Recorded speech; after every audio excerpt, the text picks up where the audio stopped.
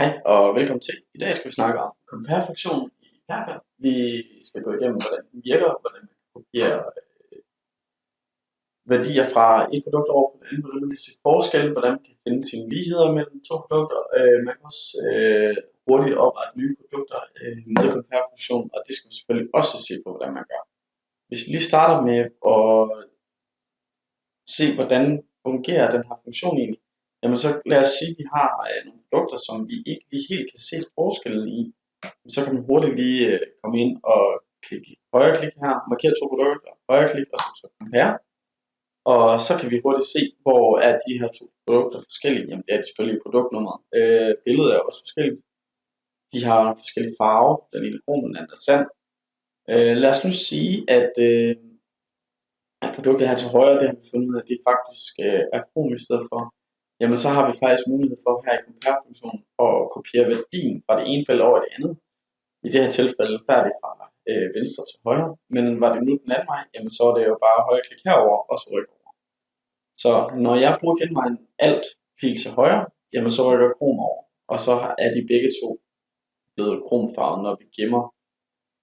Man kan også gå ind og så se, hvor er de her ens, og det er de i mærket, det er Bolum.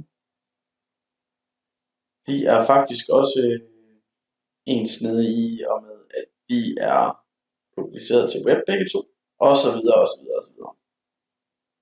Så compare-funktionen virkelig god mulighed for at få rigtig mange gratis og hurtige og overskuelige info omkring to produkter, som tilsyneladende er næsten ens herude. Noget af det, vi også skal bruge compare-funktionen til, er at oprette nye produkter. Hvis vi ved, at vores produkter er relativt ens, jamen, så kan vi hurtigt få kravlet en masse værdier ind på et blankt produkt. Hvis jeg nu lige prøver at oprette et nyt produkt her, den kom et forkert sted. Vi gør det sådan her. Yes, vi vil gerne slette den. Hvis vi opretter et nyt produkt herinde, så giver den værdi 1923,99. Så har vi de her to produkter,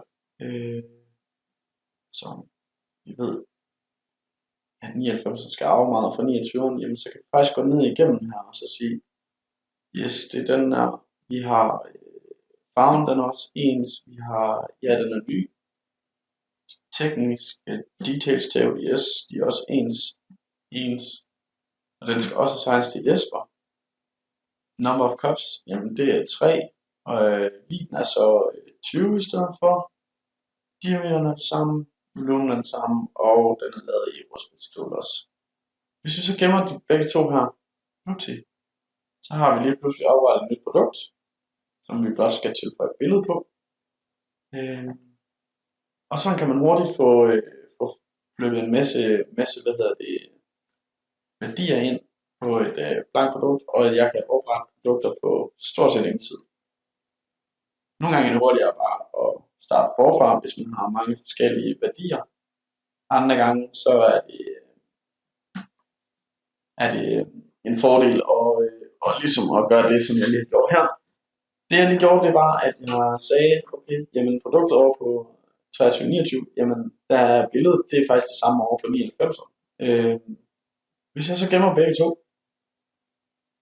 så har vi også fået billedet over, så det virker på alle features, der er koblet til produktet.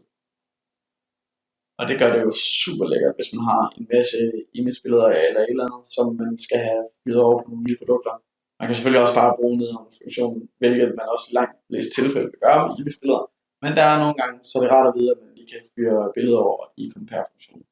Det var compare-funktionen. Tak for i dag.